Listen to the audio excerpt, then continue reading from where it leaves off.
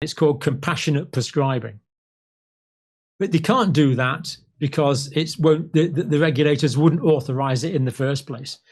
So, what is the point of having all these brilliant professors if we just ignore them in favor of guidelines which are written on a highly selective selection of literature, on very dubious grounds by very professional writers who are often working for paid vested interests? So, but also the medical journals, which was the most surprising thing to me. So everything is corrupted by money. Not only what studies get done, what studies get published, but the medical schools, the research facilities, also the medical journals are completely corrupted. From where I'm sitting, I've seen it happen.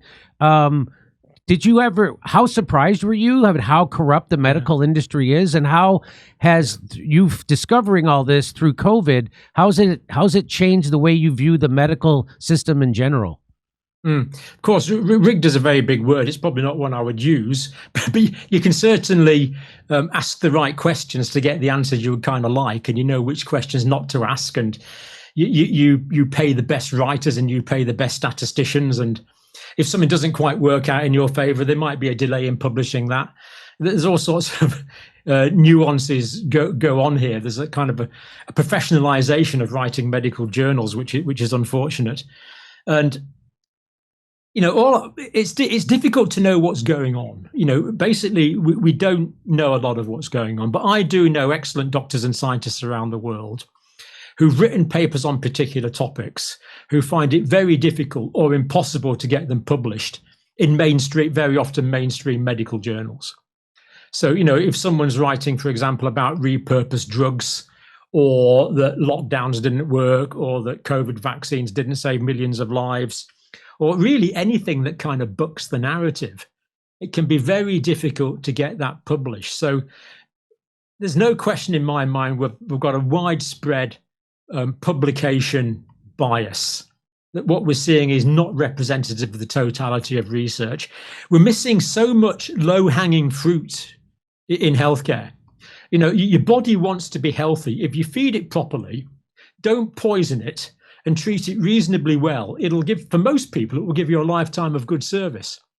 There's low-hanging fruit that's simply not being done. So eating whole foods, avoiding the oils and salts, avoiding the ultra-processed foods, avoiding the sugary, high-carbohydrate foods, eating the right kind of fats, doing the right kind of exercise, getting your vitamin D, getting your vitamin C, getting enough iodine, eating natural products. This is schoolboy stuff. Anyone can understand this. It's not difficult. And yet, what was the latest figure? Was it something like 60% of calories in the United States come from ultra-processed food? Yes. It's something ridiculous like that. What is wrong with proper food?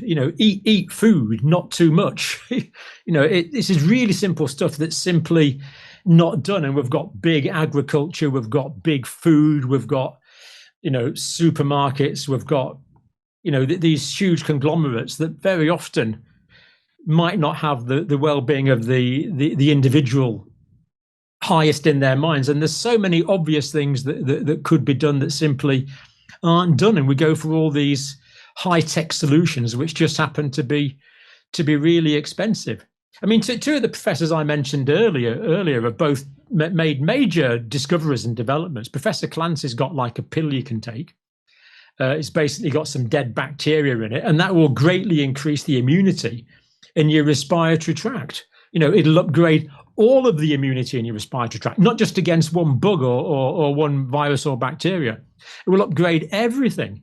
And yet, why hasn't he got a Nobel Prize for that? And why isn't it available? It's such a simple thing. It's very, very simple. Professor Dalgleish has got a very simple bacterial preparation that he injects that seems to upgrade immunity over the whole body. Probably suppresses a wide range of cancers. These very, very simple things that could be done. But when he went to the regulatory authorities, they told him there wasn't enough evidence. Well, there's never enough evidence unless you've got a $20 million randomized controlled trial. In my view, he had more than enough evidence to start using it compassionately. If they'd licensed that, then he could have gone around the country doing talks, and I could have gone with him saying, look, this simple preparation perhaps protects against a wide variety of cancers, may treat a wide variety of cancers. It's dirt cheap, it's incredibly safe, and if it doesn't do any good, it's probably not going to do any harm. Why don't you give it a chance? And doctors could have done that. It's called compassionate prescribing.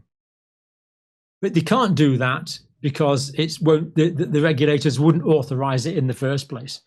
So, what is the point of having all these brilliant professors if we just ignore them in favor of guidelines which are written on a highly selective selection of literature on very dubious grounds by very professional writers who are often working for paid vested interests?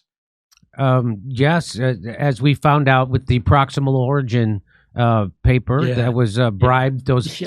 All the scientists in Wuhan were saying at first, they're saying, no, it looks like it came from the Wuhan Virology Center and from a lab.